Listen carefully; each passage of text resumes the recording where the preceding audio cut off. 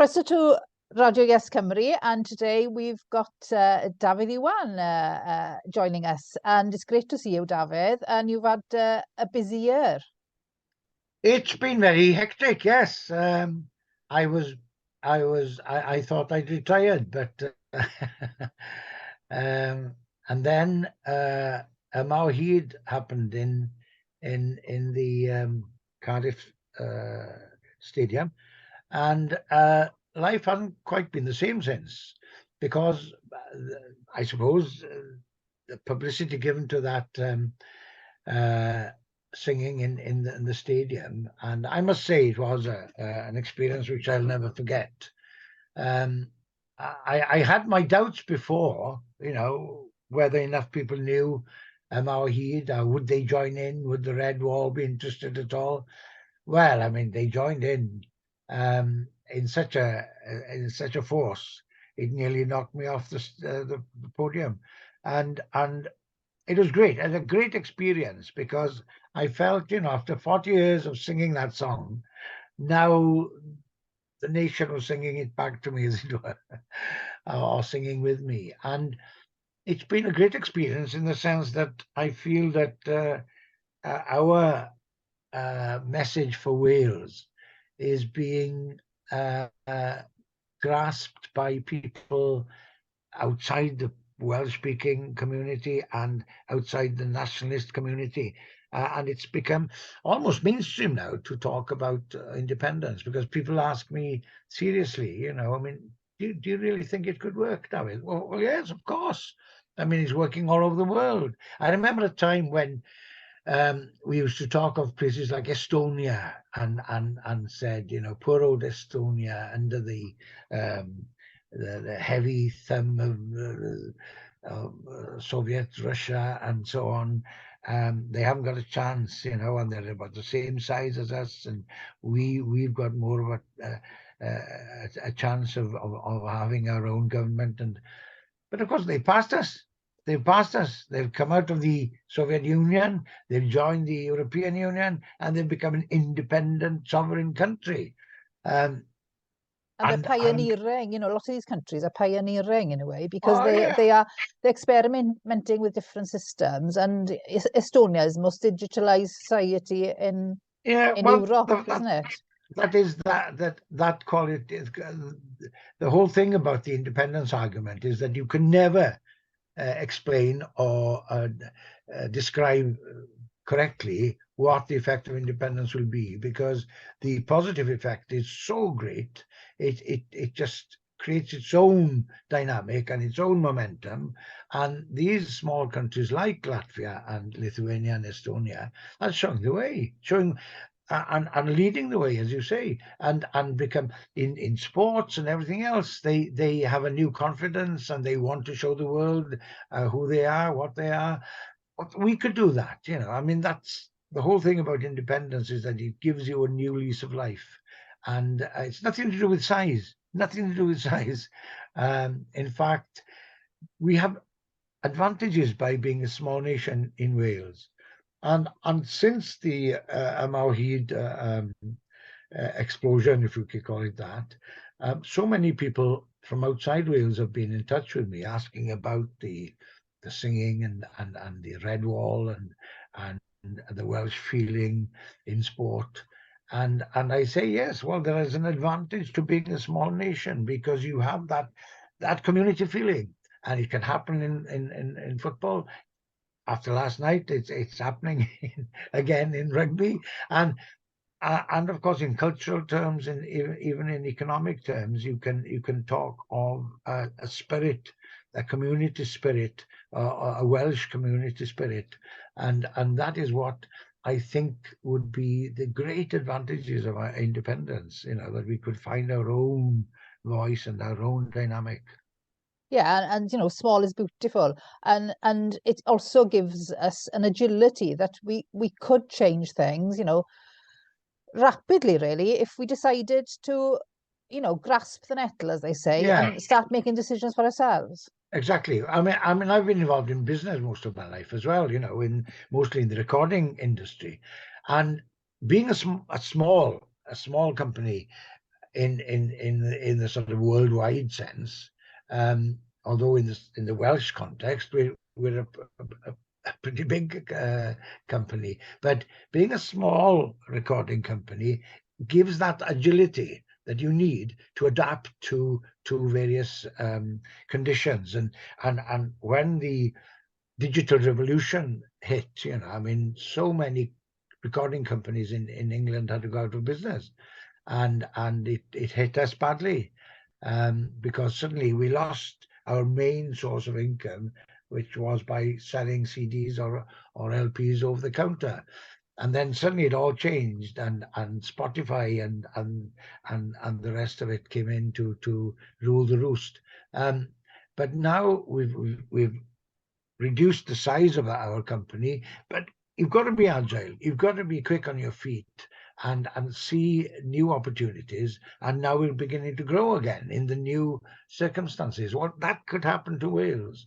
You can be agile. You can sidestep a few things and adapt, and that's the big thing.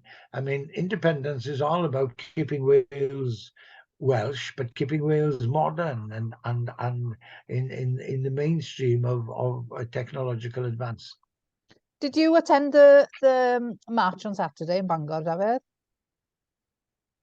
The YesCymru march, yes. I was a Yes. bit late because I had a couple of gigs in Cardiff on Thursday and Friday, very well attended in Whitchurch in Cardiff, and then I drove up on Saturday, so I was too late for the actual march, but it was great to see so many people there, and a great. What I like about the YesCymru marches is that positive feeling of solidarity and celebration of being Welsh. I mean, we're not there to argue politics or to decide is the left or right policy better. It's there to celebrate our Welshness and to show our Welshness in an open way. And it does recharge the batteries.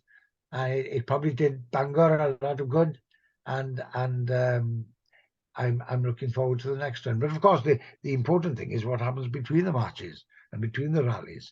And we've all got our work to do in our own local communities, to prepare for the new Wales.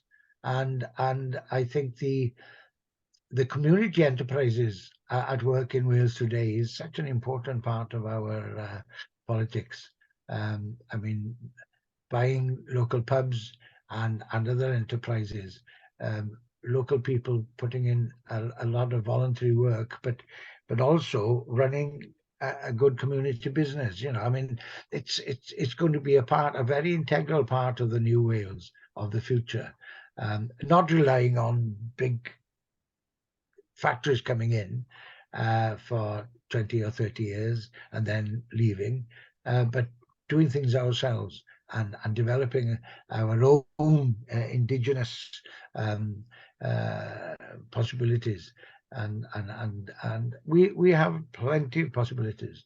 And the other good thing emanating from the digital revolution is that so many people now can think really of returning home, coming back to rural Wales, for instance, because they can work from home, and that is perhaps the most optimistic development, because we've seen so many people going away and taking their skills with them to operate outside Wales, and then suddenly they have a chance, many of them, to come back and operate from Wales and live in Wales and be part of the developing community here.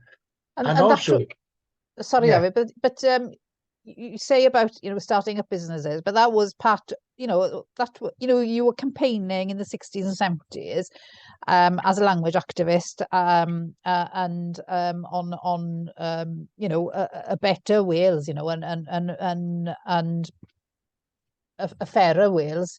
and with the Welsh Language Society. But, you know, on top of that, you and many others of your generation put your money where your mouth was, as they say, and you started up your own businesses. Yeah, we didn't have a lot of money to put anywhere, but we borrowed £500, for instance, to start the record company. And a good friend of ours, who's now not with us anymore, Brian Morgan Edwards, he gave us £500, gave us the use of his front room in Ninian Road, Cardiff, and a filing cabinet and a phone, and said, I bought you a company off the shelf, and you can be directors and carry on. So we recorded the first single, sold that to pay for the second one, and so on. And now, what is it, 58 plus years later, we're still going. At one time, we used to employ over 40 people. Now it's the numbers are less because of the digital revolution, but thank God, Sign is still going. Studio Sign is now run by younger musicians and engineers, and the place is buzzing with new life again, and that was a very important part of our philosophy in the 60s and 70s, and later on. You know, we not only campaigned for changes in the law and to get Welsh on road signs and television and so on. We said, well, let's do things ourselves. If we need more Welsh language bookshops, let's open them. If we need Welsh recording companies, let's start them. And then many people went on to start television companies when S4C started. So that philosophy of doing things yourself is so crucial, and learning new skills, and learning from. I mean, for so long we've been saying that, oh, the English are much better at us in business. It's not true. But what the English have done, of course, for many years, is experiment and succeeded and failed, and learn from their failures and then carry on. And we are now beginning to do the same thing. We are learning from our mistakes and from our successes, and we are seeing that we can do things better ourselves. And that can translate into the political arena is independence. You know, we can do it better ourselves. So, you know, when you were growing up in Branaman and then you moved up to Llanuwchllyn, when you were about 10 or 12, was it? I mean, who started inspiring you with regards to activism and question of national identity and independence? Well, my father and mother were Plaid Cymru members. In fact, my grandfather, my father's father, was one of the founding members of Plaid Cymru. So I grew up naturally to not only to think of being a nationalist as a normal thing, but also to support anything Welsh. And so supporting Plaid Cymru was the same as supporting the Welsh rugby team or the Welsh football team, or you know, I mean, supporting Wales and the heroes in our family. Not that they talked about them a lot, but the heroes were people like, for instance, the three great men who burnt the bombing school in the Llŷn Peninsula. I mean, Tân and Llŷn. Now that was. I mean, that bombing school had been refused in many places in England because the places they contemplated were important from the natural point of view or from a heritage point of view. But suddenly they plonked it in the middle of the Llŷn Peninsula, in a place which was very sacred to us, and we said no. And they burnt. I mean, it wasn't a huge fire, but the symbolism of that fire, of burning the bombing school in Llŷn, is growing all the time, because it was probably the first real direct action, wasn't it? I would say the first instance of direct action. Direct action, yeah. I mean, and there are other things which have grown. For instance, the couple from Llangenech in Llanelli, The the Beasleys. Beasleys, Trevor and Eileen Beasley, they for many years refused to pay their tax to the local council until they produced a tax demand in Welsh as well as English, and they lost most of their property because of that. For 7 years, I think they took part in that campaign. Now they were heroes in our home, and in fact they were probably the people mostly responsible for the setting up of Cymdeithas yr Iaith, the Welsh Language Society, in 1962, after Saunders Lewis's BBC lecture. But I was in Aberystwyth University for a year before I went into architecture, and in the 1960-61, there was a feeling growing in Aberystwyth that something needed to be done about the Welsh language, and that Plaid Cymru itself was not going to be enough. So we needed a new movement, a new radical movement, and Cymdeithas yr Iaith came out of that feeling, and I decided very early on to join it, and for 15 years it ruled my life. And I'm so glad of being part of that huge revolution, which has changed so many things in Wales. When we started in 1962, there was one primary school in Cardiff teaching through the medium of Welsh, and as it happened, my father's sister, Enid, was the headmistress, but it was a fairly small school for entire. Now there are over 20 primary schools in the Cardiff area teaching through the Welsh language, and I've been to many of them. And there was one in Ely, for instance, and it was so great to see all these children from non-Welsh speaking families being taught through the medium of Welsh, and so proud of their Welshness. And things have changed beyond our wildest dreams. I'm very positive about the future of Wales. It won't be the same as the old Wales. It won't be the same as the traditional Wales, but it'll carry on a lot of the best traditions, but in a new context and in a new way. And we must look out now from Wales to the world as a free nation. That is why I believe in independence. And, that outward-looking aspect is an important part of your songwriting, really, isn't it? Because you've written a lot about the political situations in other countries. You don't just focus on Wales. Oh yeah, I mean anybody who takes part in a movement to free a country has to be aware of similar movements all over the world, and not just for independence, but for justice. And I identify myself with, for instance, the fight of the original inhabitants of Australia and New Zealand and North America for their rights, because we took their lands from them and obliterated many of their languages and their traditions and their way of life. And very often their traditions and way of life was superior to ours, in so many ways.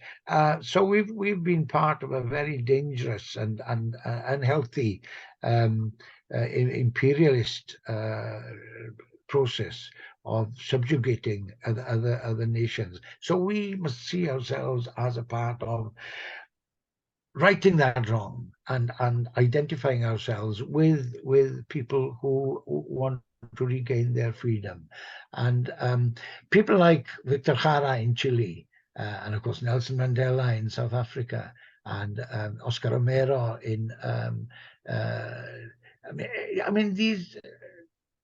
these people are heroes of mine because they have proven themselves to be fighters for justice and fighters for the rights of their people.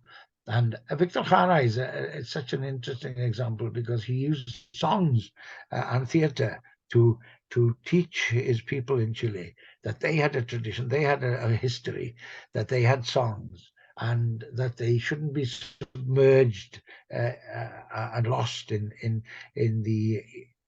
the American culture.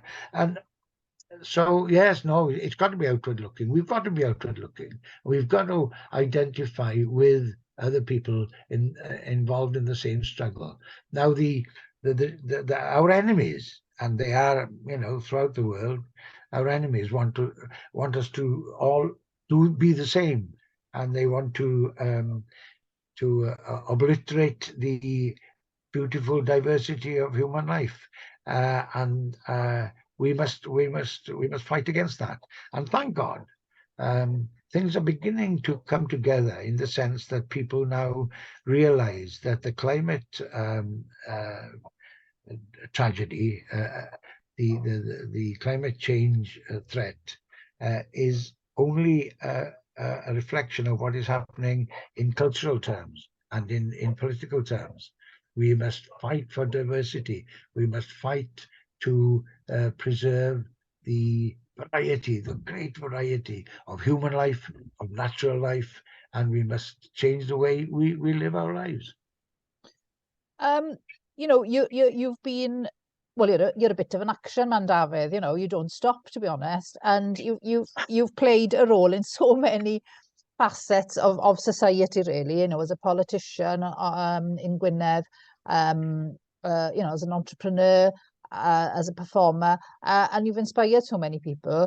But you're always taking positive action, and one of the many things that you have done was, and maybe it's overlooked to a certain degree, is you were tackling the housing crisis 40 years ago when you started up a housing association, and I was just wondering if you could tell us a bit more about that role. Well, I've never liked the label protest singer or protester. I've never seen myself as a man of protest. I believe that everything I do and everything I say and everything I sing about is in a positive mood, and we must. Protesting against injustice is not enough. We must work for justice. We must put in place the better way of doing things. And with housing, it's a very complicated issue. And in the 70s, we began to see that so many houses were being bought up in this area as climbing clubs and schools buying old property as their weekend retreats and second homes. And there was obviously a threat beginning to materialize, and we realized we had to do something to help local people to have homes in their own area. So we set up a housing association, the first rural-based housing association in Britain, in fact, Cymdeithas Tai Gwynedd. And it's still going strong, and we have over 30 houses, and they're being renovated continually, and they are homes for local families. Now, we should have been more radical, and we should have bought more houses when the price was affordable back in the 70s and 80s, before the price explosion.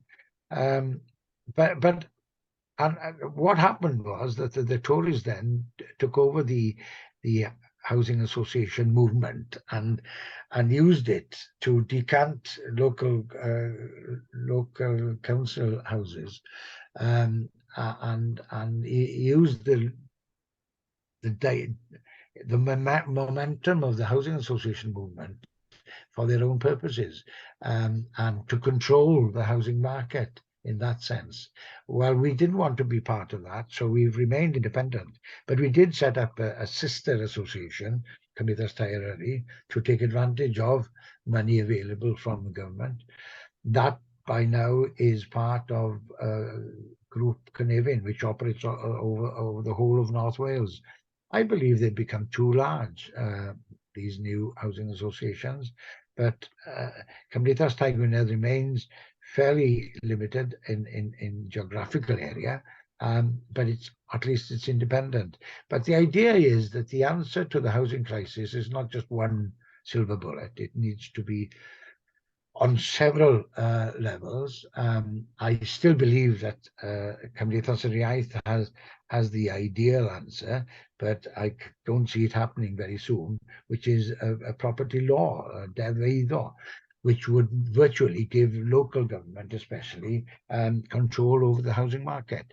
But short of that, we have to use everything possible to provide affordable homes for local people, homes built restricted to local ownership, and shared ownership, give people opportunity to buy over a period of time, to rent to begin with, and to change and then we must help to remove the stigma regarding rented property. What's wrong with renting? As long as you can control the rents. Now, at the moment, what is wrong is that rents can go up and up and up, especially in the private sector, and public money is then pumped into to help the landlords. So many answers need to be put into action with the housing crisis. But I think the basis of it is that houses should be homes, not seen as commodities. Commodities. So that's the basic of it. If we start thinking of houses as homes rather than in investment properties, then we could go somewhere. Yeah, and the thing is, we're always looking to England to see what they're doing, and we should be looking further afield to Europe, who do have fair rents, where renting isn't stigmatized, where people live in the houses maybe for some generations, and it seems to be a far fairer society, in many countries. And what we must realize as well is that in England, for instance, there are many associations, not housing associations as such, but a lot of associations actually using old properties to make them up as homes. For instance, there's one excellent one using old chapels and churches to provide new homes for people, and affordable homes. Many good schemes in action, and we should do much more of that, because it's not we're not short of buildings. Our problem is that we're not using our buildings and homes and houses in the right way. And the Airbnb and so on is compounding this problem. And tourism is another thing which Wales must come into grapple with, because we're seeing so many places in the world today. Take Venice, for instance, where they really see tourism as the great enemy now, because local people are being pushed out of the housing market completely in a place like Venice. And I've had first-hand experience of antagonism to tourism in a place like Venice. Now, we must depend on tourism to some extent in Wales. We can't avoid that, but we must make sure that the benefits of tourism are used to help the local economy and local families to make a living in Wales. It's a two-edged sword, but we must realize the great potential of things like tourism without selling ourselves completely to that industry. And we must have a diverse economy, controlled as much as possible by the people living here in Wales. Yeah, we have to make sure that the tourism does benefit the community infrastructure. And, as you said, in Venice, the population has shrunk and shrunk and shrunk. And we see the same happening in our, tourist hotspots, where there aren't any staff there because people, the younger population is diminished or can't afford to live there. So they're running out of labour, so it's a very fine balance, and we have to find the right balance so it serves our communities and the future of our communities. Yeah, that balance is so important, because we've got to develop an economy which keeps people here provides work for them. But as you say, at the moment, we are seeing pubs and hotels closing, or closing for part of the week because they cannot find enough staff to run. And it doesn't make much sense, except, as you say, that we are short of people in our communities. So you've got a book planned then, I hear. Yeah, I've been persuaded to write a book in English to explain a bit about myself and about our Hyd and my football experience and so on. I'd say it's been quite an interesting experience because all my other books have been in Welsh, but this time I have to think of people who are not perhaps aware of some of the things we take for granted. So it's a good opportunity to try and explain a bit more about the way we think. I mean, a person like myself who's dedicated most of my life to the Welsh language and Welsh language campaigns can be misunderstood. I mean, some people come up to me when they meet me for the first time and said, "Are you prepared to speak to me in English?" And I understand why because they've been conditioned to think of me as this chap who does nothing but speak Welsh, sing Welsh all the time. And he hates anybody who doesn't speak Welsh. Well, that's not true. I mean, you can't live like that anyway. But I think this is a chance to explain where our Hyd came from, for instance, where my songs come from, what I think of Wales and the world as a nationalist, and why I think that there are two types of nationalism, and one of them is bad and one of them is good, and the bad one is the nation. Comes from the nation who thinks that they have a right to lord over other nations. Well, that is not my nationalism. My nationalism is wanting to see Wales a part of the world community of nations, and I am so ambitious for my nation to be a part of that community of nations, because we are suffering from being so near to what was the center of the British Empire, and I think England itself is beginning to see that they have to readjust their way of looking at the world and hopefully their way of looking at us. I was just thinking, Dafydd, you're an example of a doer, and I think we should all be doing stuff to promote independence, to talk to people about independence. If I'm in a market now and I've got some leaflets and I'm speaking to many of them who are incomers, and you have a conversation about independence, and the majority of people are open to the conversation, open to talk about it, and they want change and are pro-independence. So we shouldn't be afraid of striking up the conversation and getting the message out there, because things are changing in Wales. Yeah, that's true. Unfortunately, the major broadcasters, they don't engage in this kind of conversation often enough, and we have to. People are aware that things must change.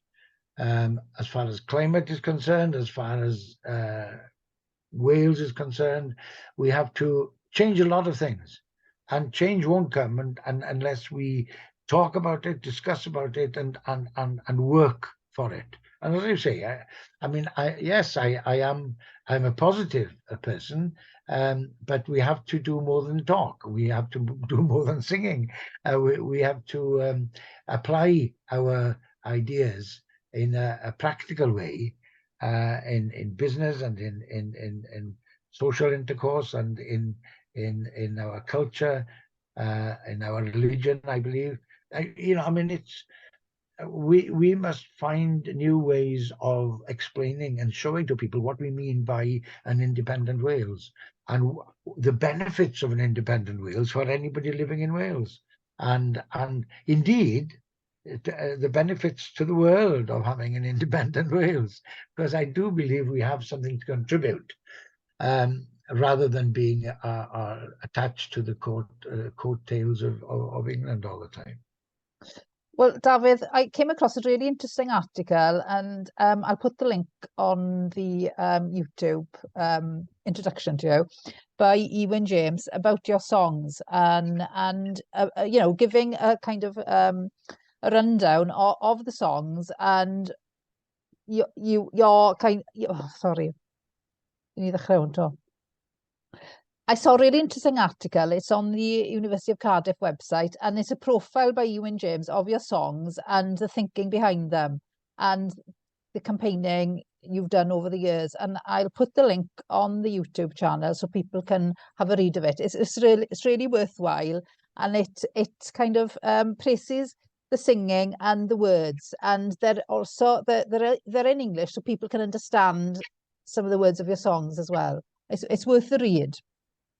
Well, I'm aware. I think I read it many years ago. Wynn James has done a lot of work on my songs, and I was so flattered, in fact, when I saw it first of all.